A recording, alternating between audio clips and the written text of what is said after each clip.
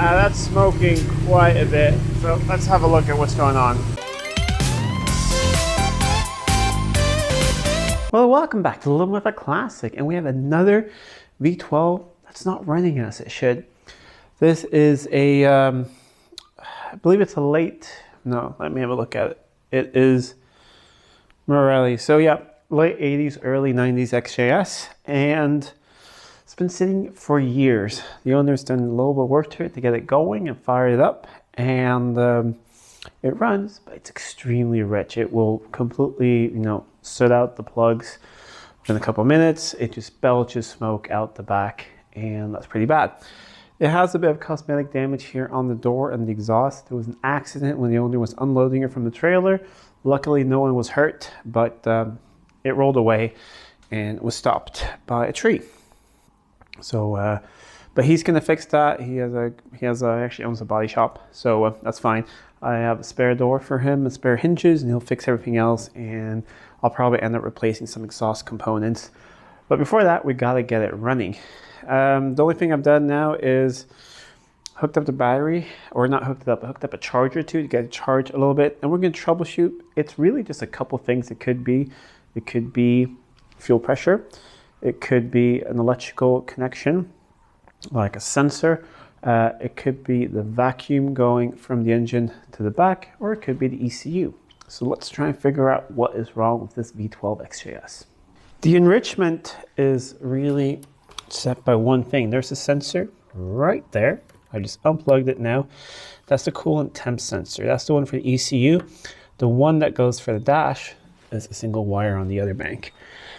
So we gotta check that that sensor is okay. And if not, then replace it. We also need to check the wiring. It goes up here along with the intake air temp sensor right there. It goes up along here, and then it limps to the back. ECU is in the back, of course. Just have the battery on charge here. It is right up there. There's also a vacuum line going to it. You see this one right here. That is for a vacuum sensor, load sensor. And that tees in right here. You have a balance pipe from the right to the back. And right down here is that. So a couple things we can try. I think we're going to start with electrics, because he said where it sat all that time, there was a little bit of evidence of mice. So, that could have chewed on something. So we'll have a look at that. And then if that seems fine, we'll have a look at the vacuum switch. If that is not fine, last but not least, we'll substitute an ECU from another car. I'm going to see if I have an ECU that's correct for one of these. I might not. But these later ECUs, they usually don't go wrong. They usually don't have that many issues. With the temperature in here, it's a bit of a chilly day. I'd say somewhere between 3.3 and 4 kilo ohms. Something I want to see on here. Just measuring between the two contacts on the sensor. 3.51. Okay, so that is good. If I was getting nothing, if that was open circuit, that would make it really rich. But now we want to see if we have a connection. So we have about 3.5, right? So I'm going to plug the sensor in. Then we'll unplug the big plug at the ECU. I'm going to have a look at the pin out, and then we will measure there and see if we're also getting about 3 point. Let me double check. I think that was 3.5. Let me see. Yeah, 3.5. All right. So let us plug this back in. We'll go back to the ECU, and we'll measure that we have the same resistance back there. I got a drill bit in there to plug it off. It's not the most airtight thing. However, it does hold. Vacuum leaks a tiny bit, but I think that's just because that bit is not a perfect seal. But look at this. No problem at all. There's a build-up vacuum. Yeah, it falls a little bit, but I really think that is just that drill bit. I highly doubt that we have a hole in the hose, but I'm going to go and get a slightly larger drill bit and put that in. We'll try it again, but I really don't think this is the issue. Now it's holding a perfect vacuum. As soon as I touched this little doohickey here, that fell in two. So I'm probably gonna glue that back together. That might have been a source of at least a little bit of vacuum leak. I don't think that would have been enough to get the excessive riches we've had, but it's definitely not helping. So glue that back together. The next thing that we can have a look at is the throttle position sensor. But I think before that, we'll glue this together, fire it up, see what it's like now, see if anything has changed. If not, we'll continue with the position sensor. Got all that plugged back in and the ECU.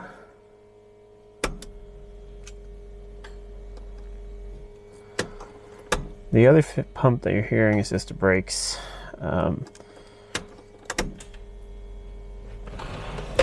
Let's see if it fires up. Let's see what it does. It's going to be loud because one side exhaust is pretty much off.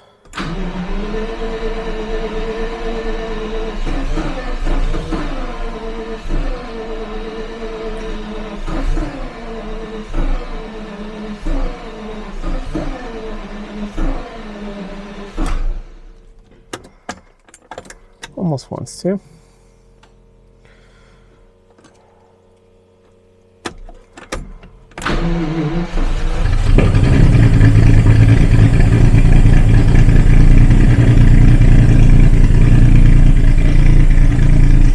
I actually think it is running better.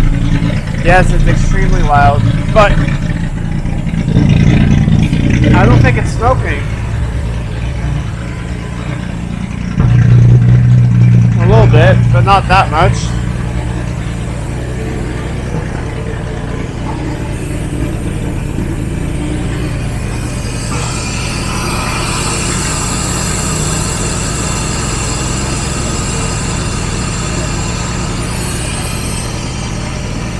Alright, let me see if I can patch up the exhaust a bit, but I actually think it's running a lot better. It's a couple days later.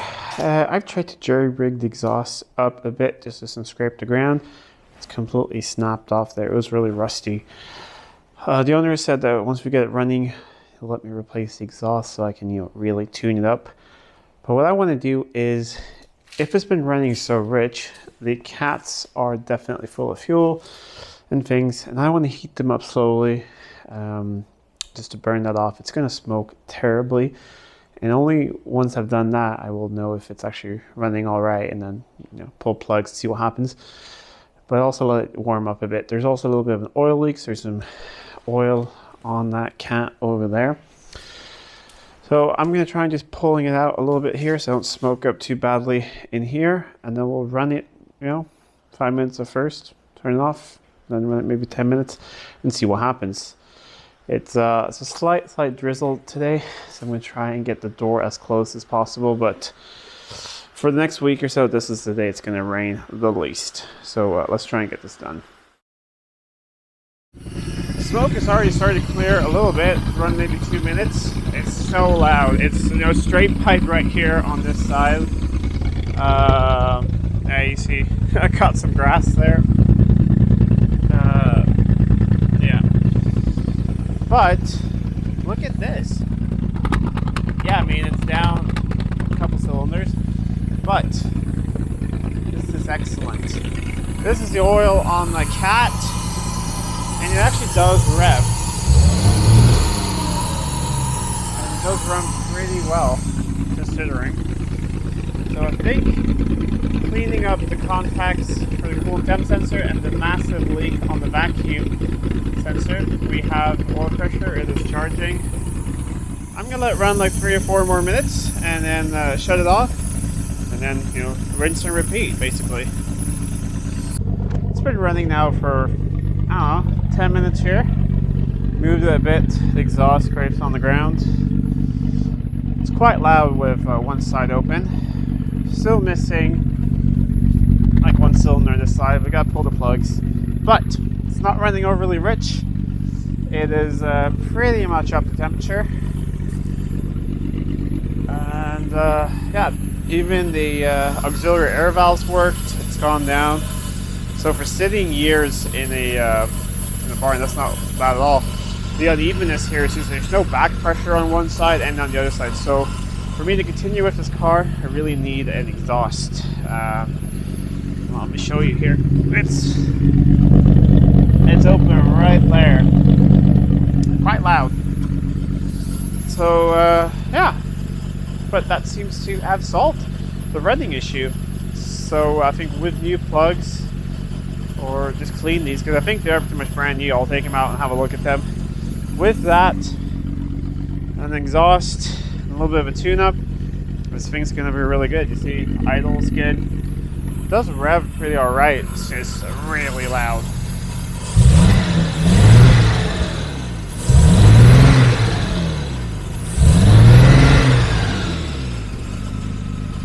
So yeah, not too bad. Alright, but that's another mystery solved. Why this XJS V12 was overly rich was probably a combination of a little bit of a bad contact there, and also really bad vacuum going back to the ECU. That switch is critical for getting these to run right. So yeah, solved with a little bit of super glue back there, and all seems to be running well now. Of course, it needs an exhaust, needs a few other things, so I'm going to talk to him. Bodyworking thing, he has a body shop, so he's going to sort that out. I have a door for him and some hinges. See if I can get a hold of a wing, or if that is something that he solved. I don't know, I mean, it's just bent at the edge, so you could probably fix that up. Other than that, his XJS is now up and running. Anyways, if you like this video, please give it a thumbs up and share it with friends. If you're not already subscribed to the channel, please do subscribe to the channel. It really does help out a lot. And if you want to check out some V12 merch, I have a store down below with some really cool Jag V12 merch. Anyways, until next time, I'm Adam. This was Living with a Classic. I'll see you soon.